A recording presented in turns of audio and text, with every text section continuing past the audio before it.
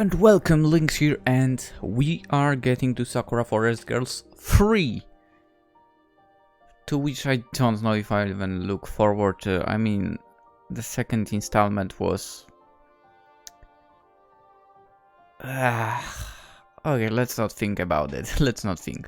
Let's pretend the second one has not happened, for I guess the state of this village here says that it did happen. But yeah, let's blast through it, and hopefully the next Sakura games are actually good. Oh boy, so we are in this perilous situation. Alright. I don't believe this. This is so humiliating. My body's bound with thick ropes and my arms are strung up above my head. My back is pressed against the cold stone floor and my legs are shackled with silver manacles. Try if I might, I can't break free. I'm trapped in this dingy dungeon, at the mercy of the strange shimmering creatures which lurk within it. I can't see any way of escaping from my current predicament. I feel utterly helpless. Nobody knows where I am, save my friends who are similarly trapped and the woman who brought us here in the first place. It seems highly unlikely Imala, who we hate so much, will let us leave in a hurry. The entirety of her plan hinges upon us staying here forever and ever. If she has her way, we'll be trapped in this village forever. What can we do? Oh goodness me, that wench did quite a thorough job with these restraints. They're too strong to be torn asunder by brute force, and they are impervious to my magic. This could be quite bad. Maia, one of my companions, frowns. She, like me, is tied up. She sprawled on the ground, her wrists bound with coarse ropes, her ankles shackled to the floor. Oh no! Aiyana, my childhood friend, whimpers. Her blue eyes are large with fright, like a rabbit's, and I can see her shaking. Oh no, oh no, oh no! I'd like to save you, but I don't know if I can. I'm not strong enough. I defeated all those slimes in our village, but that was only possible with your mask help. I can't do anything on my own. I'm worthless. That's not true, Aiyana. You are not worthless. You're a good friend, and I'm happy to have you by my side. None of this is your fault. But if I was a bit more talented with magic, then maybe... It's no use. I've studied magic for decades, but not even I can unfasten these restraints. We can struggle all we want, but it won't help us. I don't want to admit it, but... Maia grits her teeth together as a tendril of slime drips down her thigh.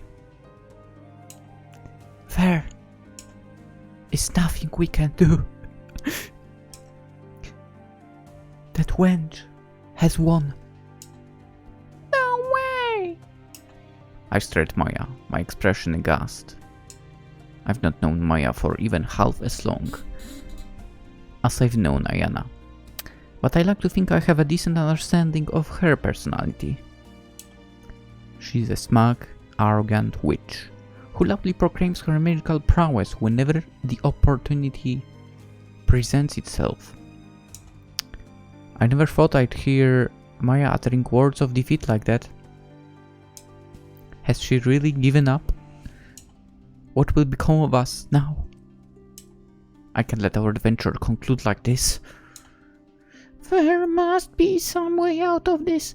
We can't lose hope just yet. I've tried to think, but I'm drawing a blank. I'm afraid it's all over.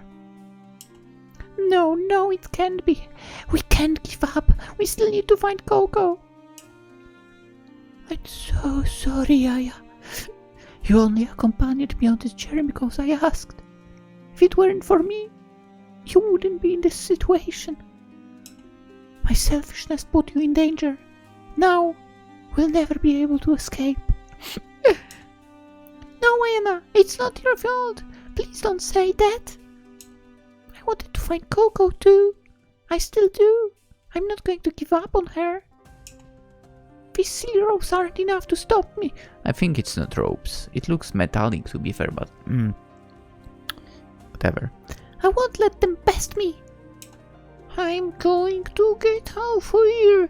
Then I punch Imala in her smug, stupid face, you will see. And how do you propose to do that exactly? I don't know, but I can't stop thinking. I can't stop trying. This can't be the end. I won't give up. Those are pretty words, but they're meaningless if you can't think of a plan of action. I'm so sorry, but... Maia hangs her head. I failed you. Some powerful witch I turned out to be. I'm sorry too. I'm so sorry. Gee. It's hard trying to be optimistic when Maia's lost all faith in herself and, you know, Aiyana's starting to cry. They both sound despairing. Maybe I'm foolish for clinging to hope. It's not like anybody will come to rescue us.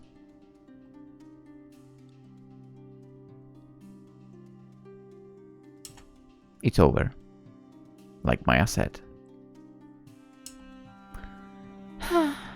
I guess this really is the end. I wanted to see Koko so badly too. I really do miss her. I hope she's alright, wherever she may be. And I hope she hasn't forgotten us. I don't think I'll ever forget her. I'm so sorry, Koko. I close my eyes. I can feel angry, agitated, tears building on my lashes. It isn't like me to cry, but then again, it isn't like Maia to give up. Is this really the end? Damn it. Damn it. Damn it. Damn. Huh? Oh my god.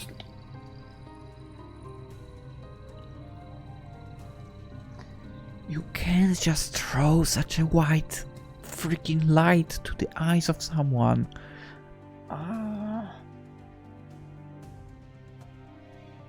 How dare you, Wing Cloud? How dare you? I blink, my eyes wide. Suddenly, a bright white light begins to fill the room. The white light seems to be emanating from Maia, or to be precise, the golden pendant looped about her neck. I swear, Maia wasn't wearing a pendant before. Her neck was bare when last I checked, but now she's sporting a luxurious piece of jewelry. The necklace doesn't disappear, no matter how hard I stare at it. It looks every bit as real as the iron manacles that bind my ankles. Oh, thank you. Hey, where did the necklace come from, Maia? Oh, this? It's the necklace Aiyana gave me when first you girls came to my home. I said I would take it for safekeeping. Do you not remember? I worried about my neck, then placed a charm on it to keep it hidden from view. I could tell it had magical powers. I feared it mightn't be safe with you girls. Could this line be part of its magic? It could be. It feels awfully hot. What's going on? Why is the necklace glowing? I don't know. Maia's brow furrows. But this could be the ticket. We need to get out of this place. I can't believe I didn't think of this sooner.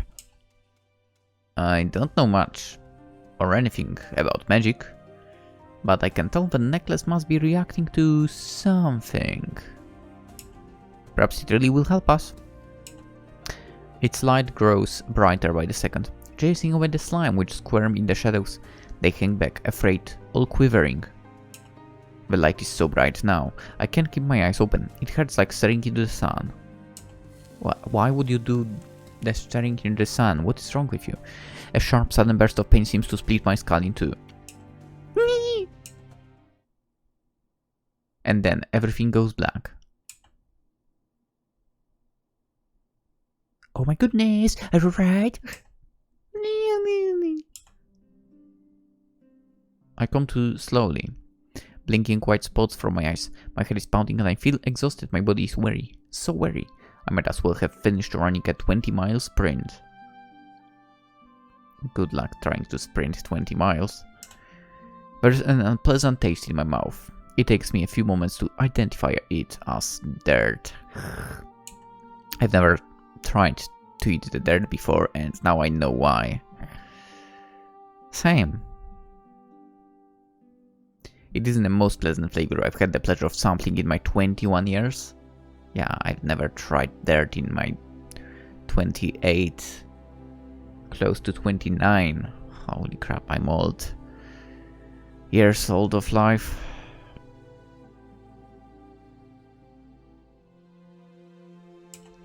In fact, it's quite unpleasant. Who would have thought? I guess that's what happens when you end up face down on the ground. How'd they get here? What's going on?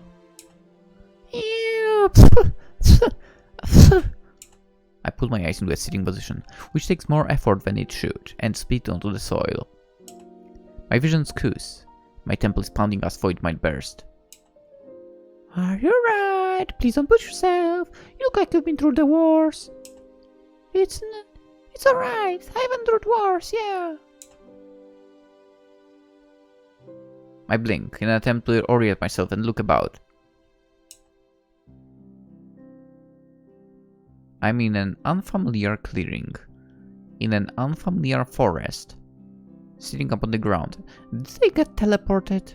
The grass is festooned with droplets of dew, which feel cool and soothing against my skin. The wind blows against the curves of my spine, which makes me shiver. I can feel nature's every caress in an unusually intimate manner. Why? Wait, it's almost as if I'm... I look down at myself, then my face turns red. I'm not wearing the clothes! What happened to my dress? My shoes? My spear? How'd I end up lying on the ground? Limbs sprouted inelegantly like a squished bug, with nary a scrap of clothing to cover my shame. I'm not an exhibitionist. I'd never wander outside like this. I could have sleepwalked out here, I suppose, but judging by the sun's position in the azure sky, it must be around midday. I never slept in this late. I make it a habit to wake up early in the morning, with the rising of the birds. Oh my god. If you know me, then. The person who goes to bed when the birds are rising is me. Especially during weekends.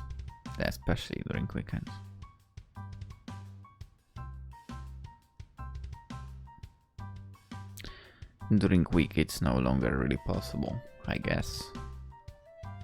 Work. Anyway. That's something my parents taught me. Hunters aren't supposed to be slovenly. We must wake in tandem with the natural world, so we might better understand our quarries. If my parents could see me right now, they'd be so disappointed. Putting that aside, it's weird that I'd sleepwalk anyway. I've heard it said. When I do sleep, I resemble a log. I've never once gotten up and wandered around while snoozing, at least as far as I know. I don't sleep naked either. Okay, in that aspect I'm similar to Yaya here. I always wear undergarments in bed, no matter how hot the weather. Don't tell me I have some secret.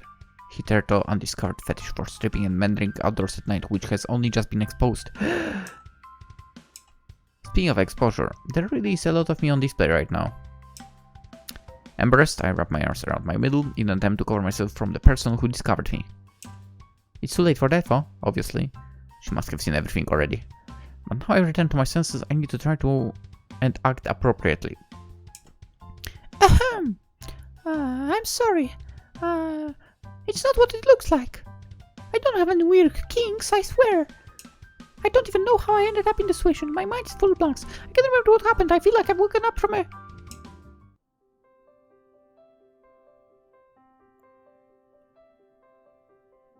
Hello? Dream? My eyes look upon those of my rescuer, and soon my anxious squawking fades. I stare at her, and she stares me in turn. She is kneeling in front of me, her head tilted askance. Her golden blonde hair is pulled back into the two cute pigtails, and her full bangs flutter in the breeze. She's wearing a dress made of animal hides, dyed green and brown, and in one hand she holds a bow. She must be a hunter. I imagine she was scouring the woods, searching for prey when she chanced upon me. This is quite the awkward encounter. No way. I don't believe this. I couldn't tell at first, but... Is that really you, Yaya? But the awkwardness of the unexpected meeting is further magnified when I realize with a start that this girl is no stranger. It's none other than... Koko! Oh, Yaya, it's really you. It really is you. It's been so long. I have no idea what you're doing out here, or what kind of scrape you've gotten yourself involved in, but I really am glad to see you. I missed you so much. Wait, did only Yaya get teleported? What? Koko gets to her feet, then helps me up. My legs are shaking, but I'm able to maintain standing, perhaps through sheer force of will.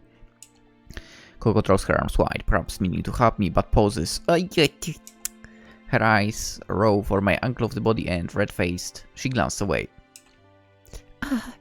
I'd hug you, but it's a bit awkward. You should probably put some clothes on first. Oh, yeah. I laugh bashfully, my bare toes curling against the soil. I've pictured my reunion with Koko countless times since the night she disappeared, but I never thought I'd go quite like this. My nakedness is adding a good deal of drama to the scene, but I think it's wholly unnecessary. How did things end up like this anyway? What happened here? How do you end up in this forest without any clothes? You weren't attacked by ruffians, were you? No, I was. At least I don't think I was. I frown. My thoughts are all scrambled. It's hard for me to keep abreast of everything that happened. I need to try and rack my brain. How did I get into this bizarre situation? I guess it all started 3 years ago. When... Really? We are getting to that? When my village was attacked by a bevy of strange gelatinous monsters called slimes. Before the slimes attack, I lived a peacefully happy life with my two childhood friends, Aiyana and Koko. We know all of that already. After the slimes descended, however, Koko and her family went missing, and I feared we might never see her again. It was wait, no, they didn't go missing. They ran away. Anyway, it wasn't until our 21st birthday that Aiyana and I were able to sally forth from our village so that we might search for Koko. And I sought out the help of the mischievous witch Maia, who used her powers of divination to seek out Koko's location. During the 2 weeks I lived with Maia, my relationship developed with...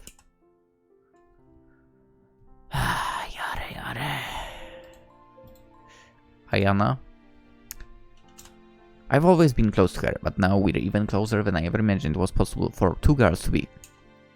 I confess that my feelings for her run deeper than those of friendship, and she reciprocated. Since then we've kissed, held hands, and well, you know. Now it's not really time to go into all of that. I need to get back on topic. Maia then brought us to a village presided over by a princess called Arie, and her village was suffering from a curiously concentrated drought which had withered the crops in their fields and drained their nearest rivers of water because of that wench. For Koko was not present in the village, Arie confessed that she had lived there for quite some time, and that she had an idea of where she may have gone. In exchange for this information, Arie asked that Maia use her magical abilities to summon forth rain clouds, to fill the dried riverbeds with water and revitalize the fields. Maia did as she was bidden and performed the ceremony without any complications. The rain fell thick and fast, and Arie's village was healed. Arie threw a celebration in our honor, to which all the villagers were invited. There we drank and danced and ate delicious food. Aiyana, Maia and I were set to leave Arie's village after that night, once we secured the news of Koko's potential whereabouts from Arie. But that never came to pass. In the shocking turn of events, Arie's head priestess, that wench Imala, revealed herself to be a wicked villain. It was she who summoned forth the slimes,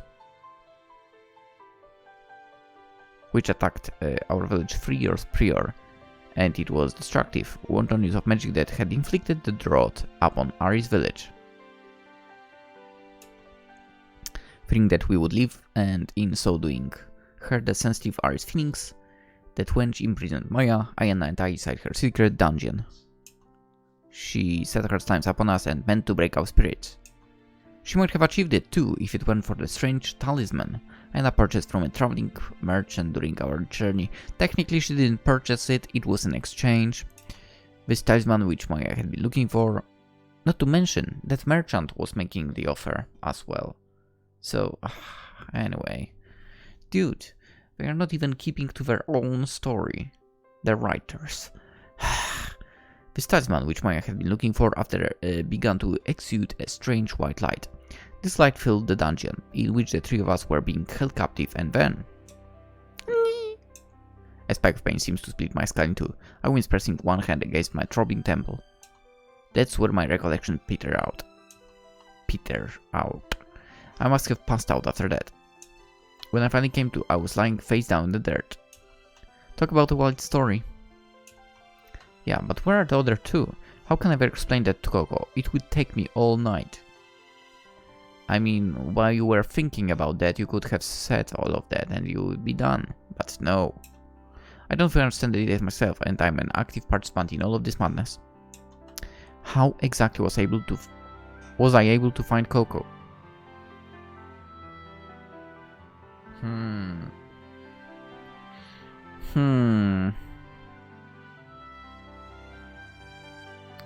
My guess would be she would have some kind of talisman that might be like made by the same person that the talisman that Aiyana had, for technically now Maia had, was made. They're like, I don't know how you would call it. Yeah, but basically two talismans made by the same person, right? For example, Koko has that as well. For some reason, the one Maia had triggered and it moved that to Koko. Would it work? Probably. Anyway. I suppose this must have something to do with Aiyana's necklace. Maia did say it was enchanted, but not even she seemed to realize how powerful that enchantment was. Yeah, but I still wonder where's Maia and Aiyana. I hope they're not stuck in the dungeon. It's something interesting to ponder, but for the present, I have more important things on my mind. Where are they, right? Where are Maia and Aiyana? I whip my head about wild-eyed. Oh! But soon I feel compelled to sigh in relief. My companions are... Oh, thank you for them being... I was really afraid we were the only one teleported for some reason. My companions are sprawled upon the ground as I was, both naked, as they were born. Aiyana's white tresses pull against the swaying grass, and Maia's purple locks shift in the breeze. What? Aiyana is the first to regain consciousness. She sits herself up, her blue eyes glazed. Confusedly, she glances at herself. And then she squeals. Well, that's nothing unexpected. It doesn't sound like she's in pain, only embarrassed, which comes as quite the relief. What is going on? What are we doing out here? Why are we not wearing any clothes and... Aiyana looks to my right, her eyes meet Koko's. Koko, is that really you? It's me. It's really good to see you again, Aiyana. I was wondering how you'd been. I didn't think our reunion would go quite like this. It's pretty surprising. You were telling me. Oh my. Aiyana shields her nakedness with her arms, her lower lip trembling. I really must apologize for my current state. I have no idea how this happened. I hope you can forgive me. I'm not a suspicious person, and I'm definitely not a stripper. It's not like I want you to see me naked or anything. Was this about naked girls? Maia is the third and final member of our entourage to regain her senses. She sits up, stretching, then smiles. Good morning, Yaya. Good morning, Aiyana. Aren't you a sight for sore eyes? There's nothing more delightful than waking up from a long nap, only to be greeted by two beauties such as yourself. Woohoo! I have ascended to paradise. Why are you taking that high and mighty tone? I raised an eyebrow. In case you hadn't noticed, you don't have clothes too. What? Oh yeah, I suppose I am, aren't I? You know, naked. Yeah, you are. You're very, very naked. Don't you care that you've woken up in the forest without any clothes on? Not I think, but I wonder. Nothing is being shown. We are just saying that they don't have clothes and so on. What will YouTube think about that? Anyway. Not particularly. I'm not ashamed of my body. It was a gift from my parents and, like all gifts, it should be cherished. I'm so live of limp, it would be crying shame if I did not show it off every once in a while. I'm not at all embarrassed. But I take it, you and Aiyana are not half so comfortable in your own skins as I am. Being comfortable isn't the issue. This is a matter of public decency. People aren't supposed to roam around naked. According to whose laws? Everybody's laws. It's common sense. Yeah, walking around exposed is frowned upon outside of certain ceremonies. It disrupts the peace. I don't want to be labeled as a bad girl. Aiyana whimpers, her cheeks cherry red. And I do not want to converse with Koko like this. I would hate for her to think less of me. Koko? Is that your name? Yes? Koko glanced down at her feet. I think she's trying to stop herself from staring at Maia, but I see her eyelids flicker up regardless. I guess I can blame her for gulping. I mean, Maia's brazenness invites it. My name is Koko. It's a pleasure to meet you, Miss. My name is Maia. Maia, then. Are you a friend of Yaya and Aiyana's? I like to think so. I've been helping them locate you for several weeks, but now it seems my role is done. I'm very glad that they were able to find you again. They will be very happy, I'm sure. Now, I had to intrude upon your heartfelt reunion, but I have no desire to meander about these woods. The terrain is unfamiliar to me, and I know not where the nearest village is. Will you be so kind to tell us where we might take the shelter for the night and perhaps procure some food? Oh yeah, of course. I was going to suggest that I lead you back to my home myself actually, but Koko digs her right foot against the ground. It might cause a stir were you to show up like that. You need to wear something. Oh yeah, you're correct. I forgot that ordinary humans are strangely squeamish on the matter of exposed skin. It seems foolish to me. These are only bodies. But I must abide by your laws. If I mean to live among you. Ordinary humans? Koko tilts her head askance. Are you not an ordinary human yourself, Miss Maia? It's a long story. We'll tell you later. No, Yaya, come on. You just need to say, she's a witch. Oh my. It seems like you've fallen in with quite an interesting crowd during my absence, Yaya. Aiyana. You must be on many incredible adventures. I can't wait to hear your tales when you are sufficiently dressed for it, of course. Of course. Yeah, let me take care of things. Maia snaps her fingers and, at her behest, clothes begin appearing about my body. A near perfect facsimile of the dress I usually wear adorns me, while animal hide boots bedeck my feet. When I look at Aiyana and Maia, I find they are similarly attired in the clothes they always wear. Phew! I whistle. That was not a whistle, definitely. I've seen Maia use her magic before, but I always seem to forget how many uses it has. You wouldn't think it to look at Maia, given how irreverent she is, but she's no slouch. There's a reason why there are so many legends about her. Goodness me! Koko jumps, alarmed at our sudden transformations. How in the world did you do that? Magic, my dear. Magic? Is it really possible? For most people, no, but I am no most people. I am a great and powerful witch. Perhaps you have heard of me. Incredible. I thought it a coincidence that you shared your name with Maia, the legendary witch, but could you actually be her? I am indeed. There may be many people called Maia in the world, but there is only one Maia, so powerful as I. Feel free to go up, if you do so desire. I am aware of my status as a celebrity, and indeed, I am quite accustomed to it. Bow down at my feet and tell me how wonderful I am. You're enjoying this too much.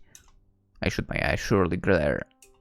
Whatever happened to going to Coco's village, huh? I feel exhausted. I really need to rest.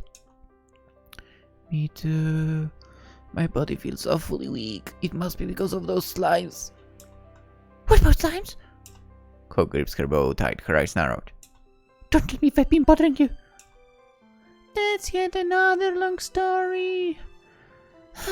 It's a bit too much to go into right now. I see. It sounds like you really do have a lot to tell me. I'll postpone my hunting for now, so I can learn all the details. Now, why don't you follow me if you are able? I'll take you to my village and to safety. I can't wait to talk to you. I've missed you both so much. Well, welcome to the village. We will check it out in the next episode. For now, hope you guys enjoyed, and we'll continue tomorrow. Because I started recording pretty late and I cannot really make this episode longer today. Anyway, have a wonderful day, and hopefully Sakura Forest Girls, unlike Sakura Forest 1 and 2, will not bring any problems, because honestly, Sakura Forest Girls 1, as you might know, when we were on the third episode, you know, my channel got stolen, but I recovered it afterwards. We finished Sakura Forest Girl 2, and YouTube decided to put a strike on me on Sakura Hime 2, which was taken back as, well, that strike, I would say, was unfair. Luckily enough, YouTube said, okay, you are correct about that. We are taking back the strikes. One strike. We are taking back the strike. Technically, they gave me, like, a few seconds later a second one. Actually, no, they haven't given me the strike for that, but it was in the field of strikes, basically. So, there was one strike, second strike. The first strike was taken down. No, come back. There was one strike, then, like, technically the second, but it did not count as second, so there was still one, right? The first strike was taken down, and it kinda stayed because the second was there. But then, with my appeal, the second was also taken back, and we are in a good place. No strikes. Because I didn't deserve any of them! Anyway, hopefully Sakura Forest Girls 3 is not bringing any problems. Because this series, like the Forest Girls, seem to be really unlucky for the channel for some reason. Even though it's not bringing any problems from the side of YouTube. It just somehow is a magnet for problems of other areas. Anyway, we'll continue tomorrow. Hope you guys have a wonderful day. Bye bye!